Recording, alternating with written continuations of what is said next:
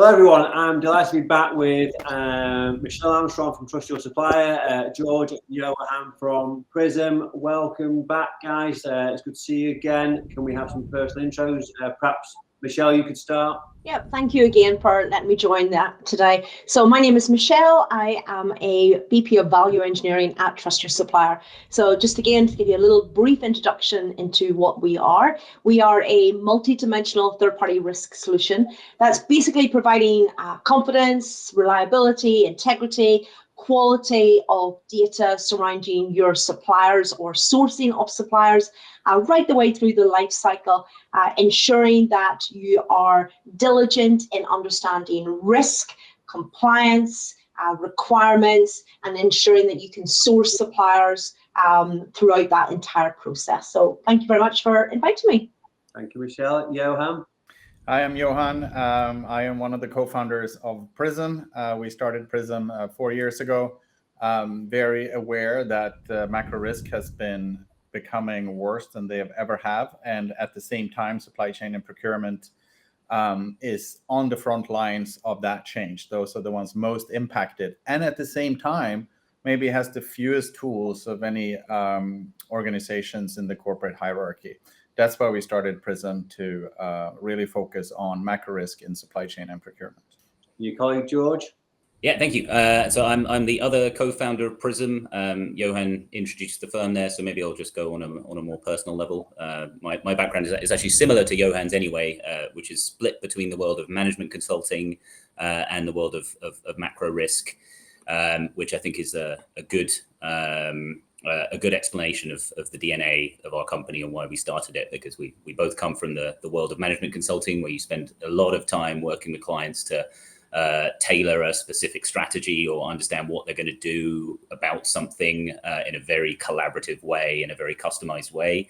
And we've also both spent time in the macro risk world, where there's a lot of research and analysis of what's going on around the world and what it's going to mean for the future. And we try to blend those two things. We think about what's going on in the world and have a research capability and foresighting capability, but we do it in a much more applied, customized and collaborative way than we hope what else is available. Thank you, George. And for those of you who don't know me, I'm Andrew Daley. I'm the director and founder of Every Daley. We're specialist recruiters in digital procurement supply chain. And I'm fairly confident that I've got the smallest brain on this call with my three guests here. So we're in the middle of 2024, and it's fair to say there's quite a lot of political issues going on this year with a variety of elections. We've got global conflicts, we've got trade wars, we've got some pretty uncertain times, and if you're in procurement and supply chain, it can be quite difficult to really manage all that risk. But I'm delighted to say that Trust Your Supplier and Prism have been working closely in partnership on certain customers, and we're going to explore some of the things they're doing for their customers to help them manage risk in their supply chain. So we'll start with our first question, which is, what are the current major risks that Prism can help with right now here in 2024? Johan, George, who's going to want to take that one? Yeah, I mean, I think, again, 2024 is really a year that's shaping up to have some significant risks. We are actually saying that the US election is the biggest risk for procurement and supply chain in 2024. The reason for that is that the agenda here that's on the ballot is highly protectionist. We've already seen Joe Biden put in a number of protectionist measures regarding supporting American industry ahead of others, putting in some tariffs. But the really big one is whether Donald Trump will be elected or not. And, you know, we don't take a political stance here. And there's a lot of topics you can have different opinions on. And you can even have different opinions about Trump's trade policy. But at the end of the day, what Trump is proposing is a large increase of tariffs, both on China, as high as, in some cases, 50, 60%. Sort of exiting China out of the most favored nation. This is very technocratic speak, but in reality, it means large tariff hikes, as well as a lower tariff on everybody else, all other countries. This could be a game changer for anybody who's importing anything to the US, whether that be finished goods, or whether that be inputs into their production. So therefore, from a supply chain and procurement perspective, huge risk that is, I think, not fully accounted for at this point. Other risk we want to highlight, of course, we just had elections in Taiwan that highlighted the confrontation and conflict between China and Taiwan, of course. That is a significant risk to look forward to. I think there's a lot of realignments of supply chain now in terms of de-risking from that perspective. And I think the war in Ukraine was really a wake-up call on how dramatic and quickly things can change for companies and the kind of actions they have to mitigate. And I think the third one, which is ongoing and I think on everybody's mind, is the conflict in the Middle East. Showed very clearly, even though the war in Gaza itself has had relatively limited supply chain implications. Of course, the Houthis and the closure of the Red Sea, huge deal for supply chains. But also, I think what we need to look forward to here is also that brewing conflict between Israel and Hezbollah in southern Lebanon that has not yet erupted, but it is constantly being hinted at from the Israeli side that the current situation is unacceptable and a larger war might be needed. That would be a whole different level of confrontation and conflict than we have seen in Gaza that was very isolated to what's happened inside of Gaza. This might have wider implication both of Israel and the wider region. So that's, I think, the things that we are tracking right now. And how can you help customers navigate their way through such complex issues? I mean, I think step number one is awareness. Absolutely, to put this on companies' radars. I think in particular on American future trade policy that has not fully been absorbed by all the people that we're talking in corporate supply chains. So that's number one. Number two is to start thinking about mitigation. What are the exposure levels that we have? What can we do to reduce them ahead of time? And number three is also to get everyone in the organization up to speed on their particular impact for their categories, that they know what the dynamics is playing out and that they know what to do when. George, Michelle, I'm interested to know what differences he's making in the partnership you're working on with a couple of key customers. How's that a game changer for these customers, and what is it you're working with them to ensure they get the best value solution? So let me just take that one, if you don't mind, George, just to give you a bit of how we put that into perspective from a supply chain. So if you think about it, navigating these challenges is going to require companies to develop more resiliency, flexibility in their supply chains. They need to think about diversifying their supply base. They need to look at investment in technology for better supply chain visibility, working with the likes of people like Prism, and stay, as what Johan rightly said, informed about geopolitical developments. Now, if I think of some of that, you mentioned there the US-China trade tensions, and we're all aware of that, but how does that impact buyers that are on my network? Well, right now, both countries are striving for technology supremacy. That particularly in areas like 5G, semiconductors, artificial intelligence, which is a whole new story that we need to think about. And these restrictions on technology transfers and investments is definitely going to hinder collaboration and innovation. If I think of one of the other ones that you just mentioned there, Johan, and the Taiwan tensions, Taiwan is, for most of our buyers, the crucial hub for semiconductor manufacturing. And any escalations that happen between China and Taiwan could severely disrupt global semiconductor supply chains. And then you mentioned also, the Ukraine in that areas, that has really provided a large energy crisis in Europe, exacerbated by what's happening in Russia, leading to higher energy costs, supply uncertainties, and all of those, our customers need to know who's the alternative supplier, where is the alternative supplier base.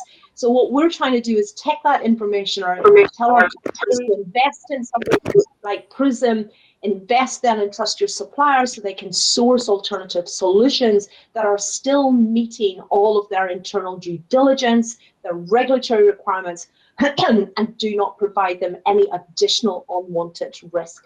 So it's combining that predictive, that awareness of what's happening within, these developments, and then managing that within their supply chain so that that doesn't disrupt their source at any stage. George, both your organisations are growing and scaling organisations. So you've got some great customers. It's still early days of solution. How can supply chain teams possibly cope without this sort of insight in such a complex macro environment?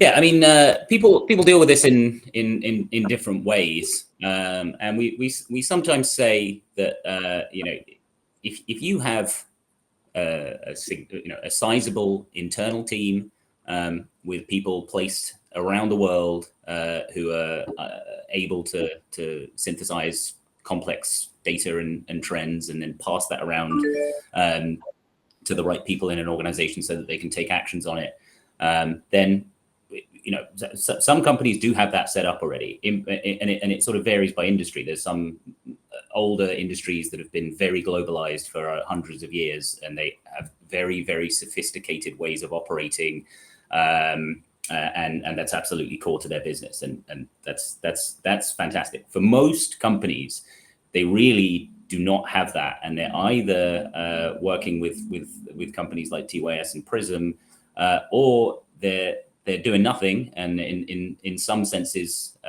relying on the insight or the luck of having the right person at the right time push through a particular message in an area because they read the news, but because that's so inconsistent, they're definitely leaving money on the table on a day-to-day basis.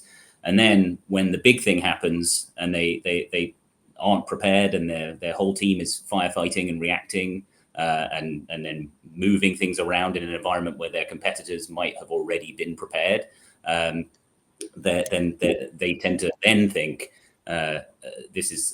we can't keep having this happen to us. So there definitely are companies that still operate that way. It's just that I think the environment is becoming increasingly difficult to justify it when those both the small things and the big things happen. And so many organisations got caught out in COVID, obviously. Exactly. This collection of things we've got going on this year aren't quite as sort of out of the blue as that was. But interesting. So, and then it'd be remiss of me not to ask you about the role of AI in your solution, because I believe it's got some capability that you're utilising. Of course, it's obviously the buzzword everyone's bringing AI into their solutions now. Can we just talk about that for a moment? Any thoughts on that from any of you? Yeah, we can do ours first. I mean, in some ways, AI is. We think our area is one of the most promising areas for improvements in outcome from an AI perspective, as opposed to other areas where it might mostly be efficiency. I think AI, the way that we use it right now, is heavily research based. But it allows us to extend our reach for what we're able to research, the topics we're able to cover around the world and in what depth. So that first step of being able to track what's going on around the world, AI is very, very helpful for it. And then there's the middle step, which is kind of what we're working on right now, which is more the synthesis side. In our view, I think it's not quite where it needs to be from a quality perspective, but we're still testing with it. But at some point, there will be a very effective way for us to synthesize information in a better and faster way, which again allows us to cover more topics in more depth. So it's quality and outcome as much as efficiency. And then I think the third one for us is sort of the end part of our value chain, which is how we interact with the customers. And there's so many opportunities there with chatbots and being able to provide assistance or alerts in a good way. But I think the one thing that really is an exciting use case that we're thinking about is more the personalization side of things, being able to be ultra personalized, because one of the core challenges in our world is there's this big macro thing that's going on. What does it mean for me? And as an advisor, company to company and to procurement and supply chain teams, you can take that pretty far, and that's what we do in a lot of our work to try and translate what's going on into their world and what it's going to mean for them. But the promise in my mind for AI in this space is to make that ultra personalized so that you can really have a granular and personalized understanding of what this particular issue means for you, not just as a procurement organization working a procurement team in a certain company in a certain sector, but as a specific category manager, for instance, buying this thing from these places, making it ultra personalized. And that's the part that I'm most excited about. Yeah, that really does sound very exciting. Michelle, anything to add to that? Okay, so AI is something that George knows I have a real interest in. So from a trust your supplier perspective, we're going to try, we're trying already to use different types of AI. That's going from things like machine learning, which it looks at the mathematical, the logarithmic side at the back end of it to really try and understand, your learnings of what you've done before, maybe that predictiveness that Prism is going to present against supply chain areas, etc. Nurture that with current events and activities to really provide more predictive analysis around your suppliers, your supply chains, etc. We'll also use things like, deep learning. That's going to be really important for everybody, especially with, image and speech recognition, especially in the universal languages that we all have globally. We do a little, we are going to work a little bit on natural language processing as well. It's probably more advanced that we've got to do a little bit more work on that. And then, of course, all of us will be working on expert systems, I would say, in the next 5-6 years. But to bring all of that back into perspective, we can all talk about AI and what we're trying to do with AI, because it's the buzzword, right? It's in exactly the same way that blockchain, which is the technology that TYS is working on, was a real buzzword, a couple of years ago. It's how that is related to what we're talking about here. Is there any impacts to it? What's the right business case for it? When do we want to use it? And with AI having no border controls, right, it certainly doesn't.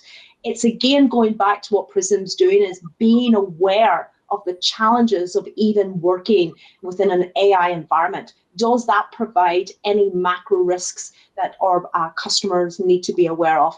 And that's again where Trust Your Supplier saying, let's build the right business case, but let's understand the risk associated with that, and how is it going to support supply chain, and how is there any risk associated with it long term.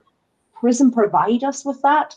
That's what they're going to provide your customers. It is being proactive about what you're doing from an AI perspective, rather than being reactive and being too late and being hit with a supply chain that is not fulfilling your requirements. Yeah, and that's the real value in managing the risk, isn't it? To actually be able to use that predictive capability. Okay, sorry, I couldn't resist segue into AI there. So I wanted to get back onto some of the issues that you can really help customers with. Johan, you talked about the 3 top issues for this year. We've not spoken about the Ukraine war yet. We touched on the Middle East conflict. How is the impact? How is the situation with those conflicts really impacting what you're doing with customers? Yeah, I mean, Ukraine is a really good example in a couple of different ways. I mean, I think the first way is, if we talk about Ukraine now, it's a very different situation than if we talked about Ukraine in 2022. And the reason is, I mean, obviously companies adjust over time. I think at this point, majority of the companies have done what they needed to do in terms of reduce their exposure, wind down suppliers in Russia that is hit by sanctions, replace suppliers in Ukraine that was not available to deliver due to the war, etc. So I think that's number one. Like, things do change, companies do adjust. So at this point, observing Ukraine is still something we do every month, of course, because the outcome of that war is going to be hugely important in terms of the type of international system we will live in. But from a supply chain perspective, has been at this point largely contained. Even on the energy side, Europe managed to deal with the shock that it was when Russian energy was, to a large degree at least, suspended out of Europe. But going back to 2022, when the war started, I think that was a very instructive case of risk tracking and risk mitigation, because a lot of times people say, well, these type of events are an act of God. There was nothing we could have done to prepare. There was no way we could have predicted that this happened. But in the case of Ukraine, I think Russia invaded late February in 22.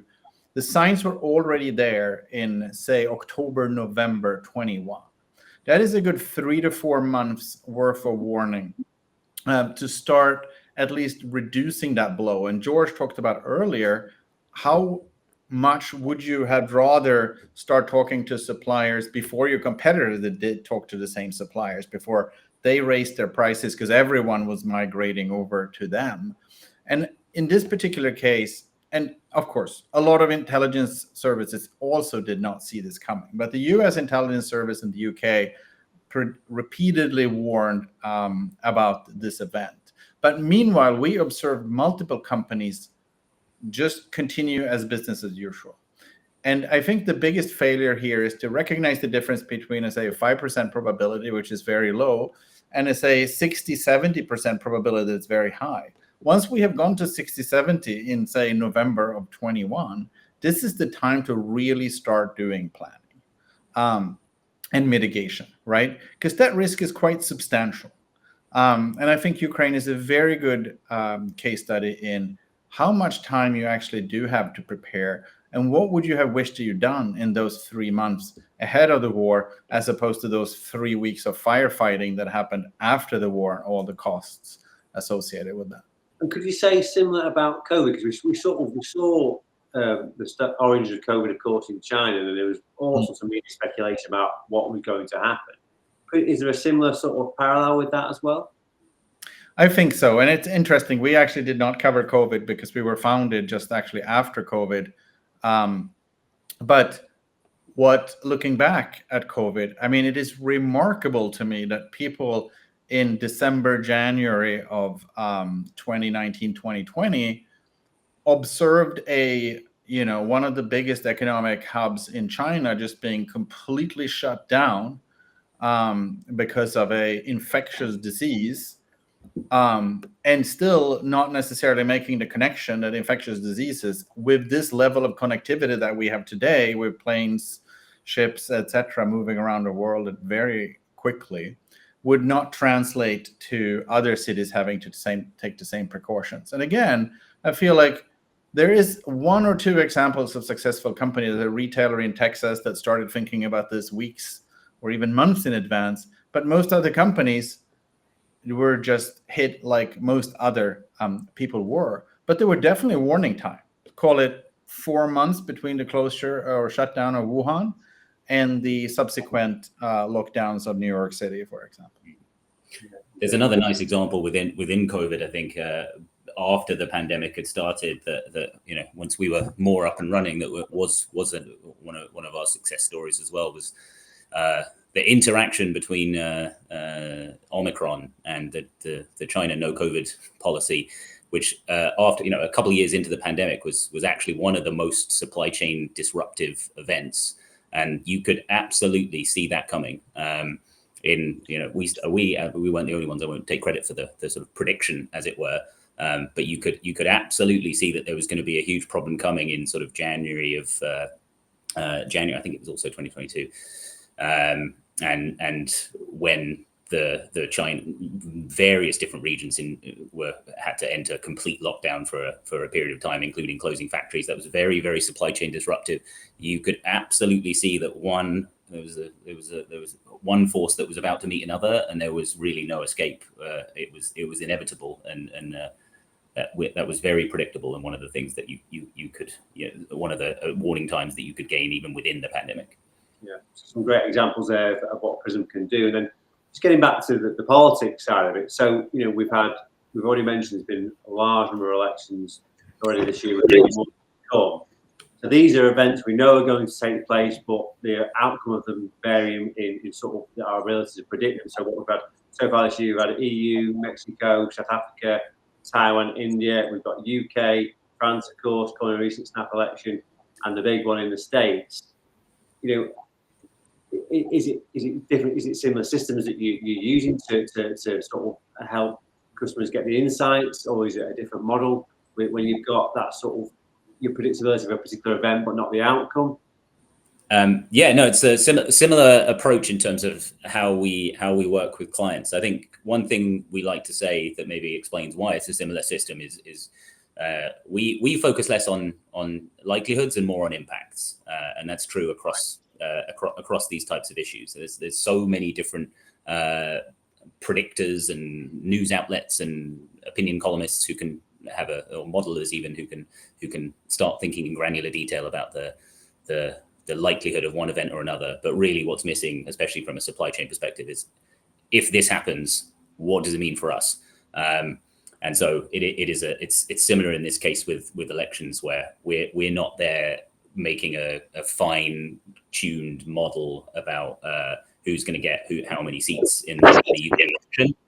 But we are thinking about what is the most likely outcome, or if there's multiple likely outcomes, what are they, and what would each of those mean in the UK election example? The key focus really is it looks likely that Labour is going to win the UK election. We don't need to add any value by trying to make that a more fine-tuned prediction about what's going to happen. But there's a lot of value that can be added by thinking about what does the Labour manifesto mean for supply chains that are exposed to the UK. And so that information about the impacts must be really valuable from your perspective, Michelle. Absolutely. I'm nodding my head here because I'm going, that means, with less than 4 weeks to go, as an example, people should really be thinking, how is it going to impact? It's not the result. That's not the issue. It's the result that's going to provide additional sanctions, additional, confrontations around the world, supply chain regulations, etc. And people should be really thinking about, is there anything I need to do in my supply chain today that's going to help me in 4 weeks' time, or in November when the American elections take place? And that's where I say the word, all the time. People need to be proactive about this rather than reactive, which I think has happened in the supply chain for so long, which is why chief financial officers now get involved and going, we can't have that happening again. How do we prevent it? And that's where solutions like Prism and Trust Your Supplier need to get right to the forefront of those types of conversations. And Johan, would you add anything about your thoughts on the impact of the elections to date, or the elections we've got to come? No, I think that's absolutely right. One observation I would just make looking at the elections, a lot of the elections that actually happened have been very important elections, but all of them, to a certain degree, kept the governing party in power. But it also had a lot of information in there about what could happen in the future, right? The rise of far-right populism in Europe, but in Mexico as well, and in South Africa, the weakening of the governing party. Also in India, the weakening of the governing party. Really interesting signals here to start thinking ahead even longer, several years ahead to next elections, and the shifting political forces. So if you've got to this point and you watch this video all the way through, then you'll know that there is a bewildering amount of things that you really need to think a lot more carefully about. And if you're not working with Prism or Trust Your Supplier, I think it's time to get in touch with these guys, because you're just not giving yourself the best visibility and ability to manage risk across the supply chain. So, in terms of getting in touch with people, Michelle, what's the best way to get in contact with you?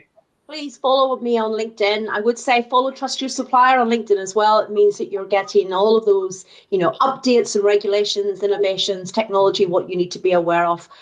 So please do that. And we have Prism on our website as well.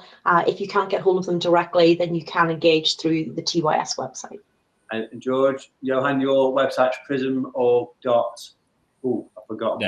Yeah, prismorg.com. Prismorg.com, and you can also email our general box if of course, info@prismorg.com. And you can connect with us all on LinkedIn if you've not already done so, and if you're not, what are you waiting for? Any final comments? Or I think we've made a fairly strong case. Andrew, I have one final thought, if you don't mind. So George and Johan, I know you're very good at predictive analysis, and let's just make this a little bit fun. So from a predictive analysis, buying new players in the world of sport, getting new managers in the world of sport, that in itself is also a risk, I believe. So do you think that Liverpool has taken a great risk with getting a new manager, and will we beat Man United next year? Because that's Andy's team. As the resident Prism football expert, soccer, we're US based, unfortunately. I will take that. I'll take that question. It's an interesting one because I wouldn't say that necessarily there's any better risk management approaches between Liverpool and Manchester United. Liverpool not seeming to be any smarter in my view. They just didn't have a choice because I believe this wasn't a Liverpool management decision. But what you can be sure of is that no matter how bad the situations that Liverpool's management find themselves in, they will always be outdone by the poor mismanagement of Manchester United. Manchester United fan, I'm not really quite sure where to go with that other than this is Michelle's last appearance on an Every Daily YouTube channel with those sorts of comments. I would like to remind Michelle that United did beat Liverpool with the last win on the way to our unexpected FA Cup glory this season. If you're not a fan of football, I do apologise for that. But yeah, this is the fun Michelle and I have when we're planning these discussions. But look, everyone, thank you. I have genuinely found that absolutely fascinating, and I do really think that with supply chain risk being such a topical issue, and you've made the point has been for a while, particularly this year. There's never been a better time to get in touch with you guys about what you can bring and the true value, and that's the key thing, the value that you can bring to organisations. So thank you all for your contributions, and everyone, please do feel free to get in touch. And if you want to hire some wonderful people in the world of digital procurement supply chain, of course, I'm your man. Okay, thank you very much. Really appreciate your time.